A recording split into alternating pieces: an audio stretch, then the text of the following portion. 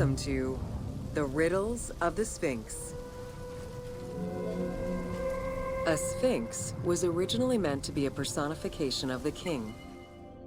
The human head, wearing pharaonic regalia, was fused with the body of a lion, thus sharing the qualities the powerful animal possessed, namely its power, the swiftness of its attack, and its majestic authority.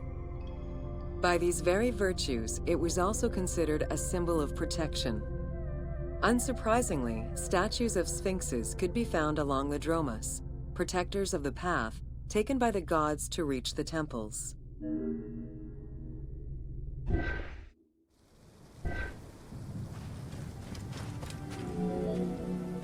Over the centuries, enthusiasts and historians alike have wondered, who built the Sphinx? For what purpose? And who does it represent?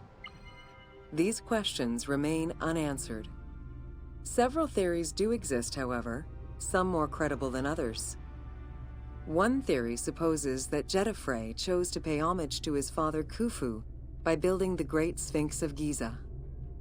The stone temple on the eastern face of the Sphinx would have been added later on by his brother and successor, Khafre, in order to strengthen the divine worship of their father.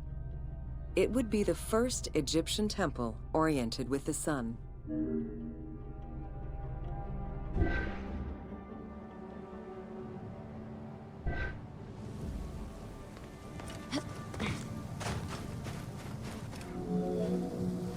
Another theory suggests that the Sphinx was built by Khafre and was meant to represent him. The arguments to support this hypothesis are based on the fact that the limestone beds used for the main work of the Temple of the Sphinx are geographically and architecturally similar to the Valley Temple of Khafre.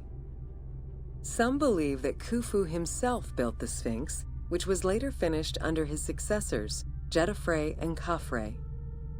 These arguments are based on the stylistics of the engraving, the typology of the nemes, and the absence of a beard at the time of construction.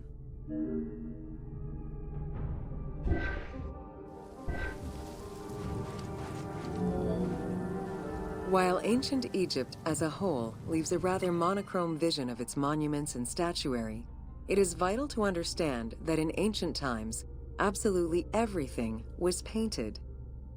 The sun, eating away at the pigments of the colors, the sand, the climate, and the implacable impact of time unfortunately destroyed the glorious colors of the Sphinx of Giza. Documents from an Arab Egyptologist of the 12th century, Abd al-Latif al-Baghdadi, indicate that traces of red were still visible in his time.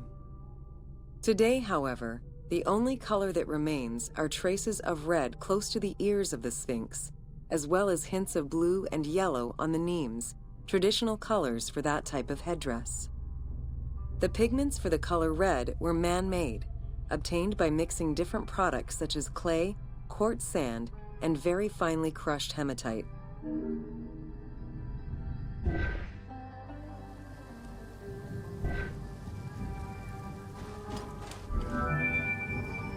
Red had a strong symbolism in ancient Egypt.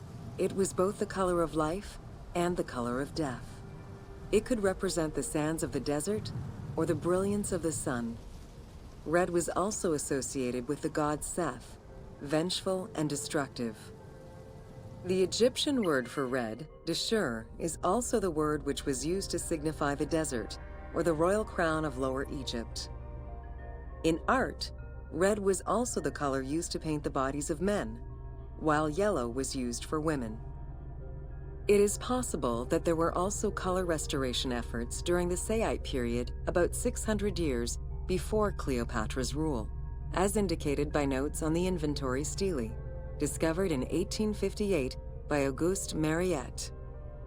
It is because of this that the team made the decision to display it with its full range of colors, even though the Sphinx's colors would have likely faded by Cleopatra's time.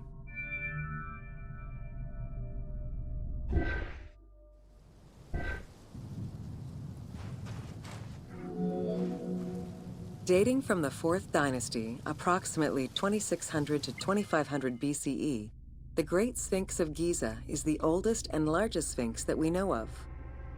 Carved from a natural limestone outcrop, the Sphinx measures 19.8 meters in height, 73.2 meters in length, and 14 meters in width.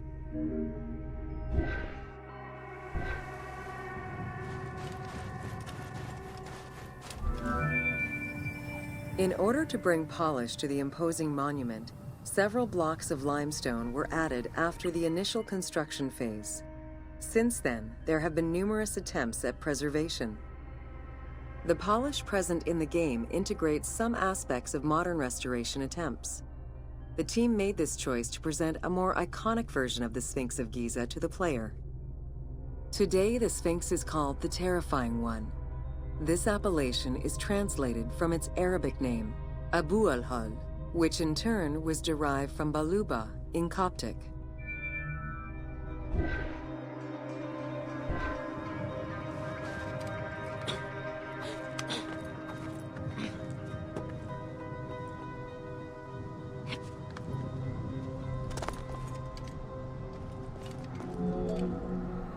The Sphinx as a whole was carved in situ from a natural stone promontory.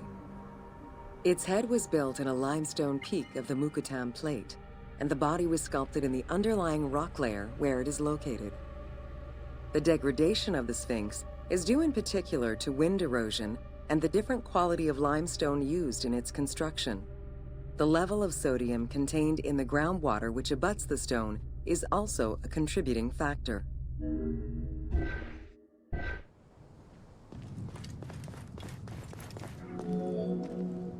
The natural bedrock is seen through the oblique natural strata of the Sphinx's body that are similar to the surrounding limestone.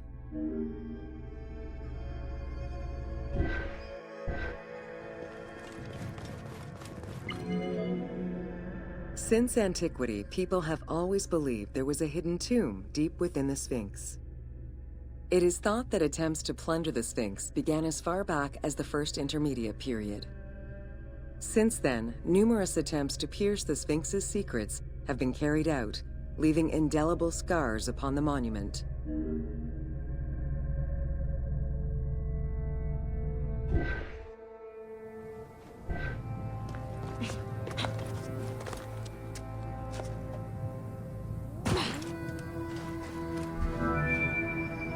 "12 meters long and cut during pharaonic times, another entrance in the back of the Sphinx aroused curiosity. Although Thutmose IV attempted to seal it off, it was possibly reopened by treasure hunters. It was rediscovered by Howard Vyse and mapped more recently by Mark Lehner.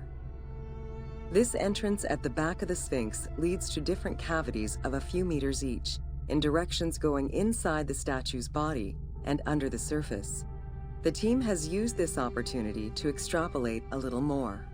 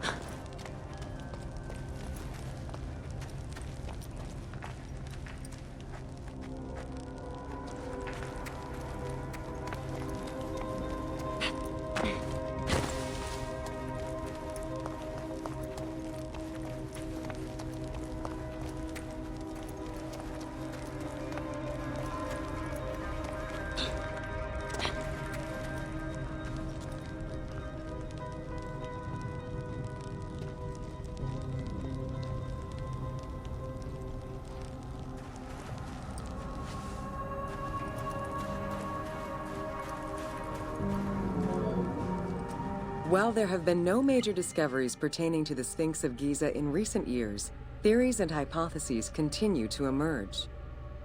Without validation provided by archaeological sources, however, they remain unsubstantiated.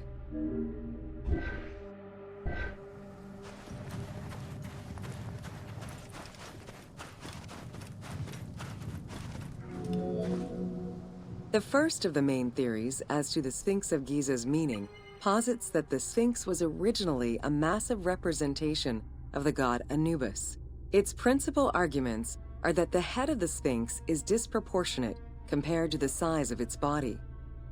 The second theory believes that the representation of two sphinxes on the stela of Thutmose IV would indicate that another stone sphinx had existed on the site itself, possibly even in paired symmetry on the other side of the Nile.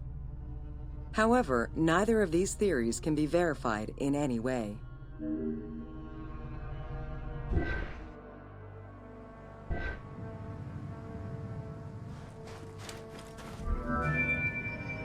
Several scientific projects using new technologies have been put in place in the past decades. The most important was led by Mark Lehner and his team, who specialize in the study and survey of the Giza Plateau, including the Sphinx site. The mapping made it possible to see the materials used to construct the Sphinx, analyze the different layers of erosion, and figure out the most fragile areas to protect. After a few attempts at giving the Sphinx artistic proportions, the team instead decided to use photogrammetry mapping to faithfully reproduce the proportions of the Sphinx.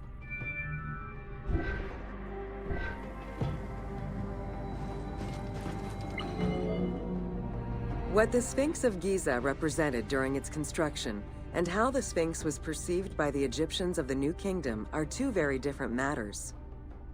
Originally a representation of the king imbued with the power of the lion, the Sphinx was eventually viewed as a direct representation of the Most Divine. It is theorized that kings of the New Kingdom believed that the Sphinx of Giza was the one who recognized and legitimized the ruler of Egypt. Thus, despite the fact the Sphinx of Giza was partially buried under the sand during his reign, Amenhotep II knew that the monument was of great importance.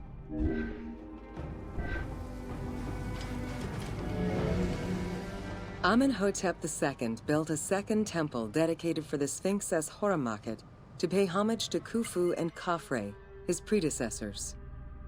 It became a common habit for this dynasty to spend time with their royal courts at the Sphinx. Its sanctuary became known as Setepet, the Chosen.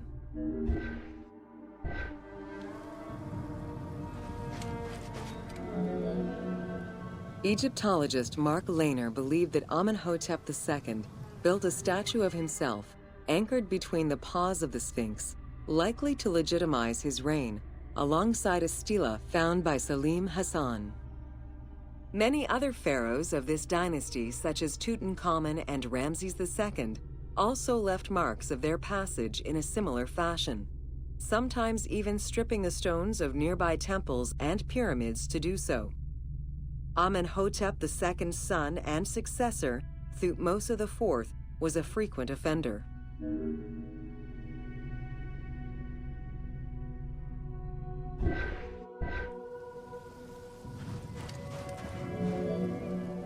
While sleeping between the Sphinx's paws, the future Thutmose IV saw in a dream the god Horemakhet proclaiming his coming accession on the throne of the two lands.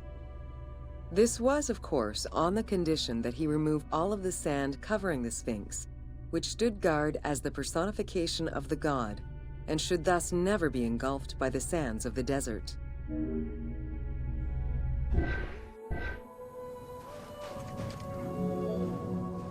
The 15-ton dream stela built by Thutmose IV to commemorate his dream was discovered by an Italian Egyptologist, Giovanni Battista Caviglia, in 1818, when he undertook the task of freeing the Sphinx from the sand, which had yet again covered it. Caviglia was looking for an entrance into the structure of the Sphinx, but instead he discovered an open-air chapel and stelas between the paws. Ashes from a ceremony were still present.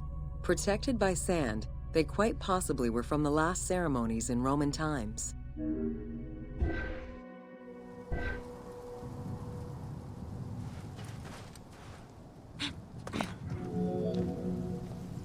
same year, Caviglia discovered fragments of the Sphinx's beard that had probably been added during the New Kingdom. If many of these pieces are held by museums in Cairo, a fragment is displayed at the British Museum, along with a piece of the uraeus that was on the Sphinx's headdress. It is believed this fragment of beard was possibly kept in place thanks to the statue of Amenhotep II, which was supposed to be located under the head of the Sphinx.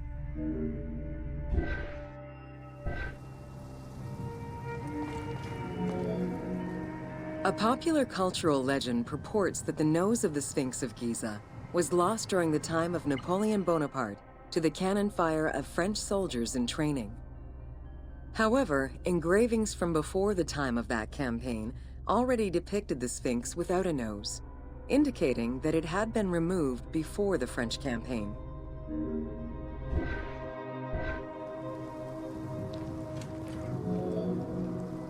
The most plausible hypothesis is based on the research of the German historian Ulrich Harman. During the 1980s, Harman compiled medieval sources written by Arab authors. In doing so, he discovered that the Sphinx was once perceived as a favorable omen, a deity supporting sediment-nurturing floods and crops. Around 1378, a Sufi by the name of Muhammad Sa'im al-Dar could not stand this vision of the monument, and in an iconoclastic act, broke the nose of the Sphinx. According to the texts, he was then hanged and burned between the legs of the Sphinx for his crime.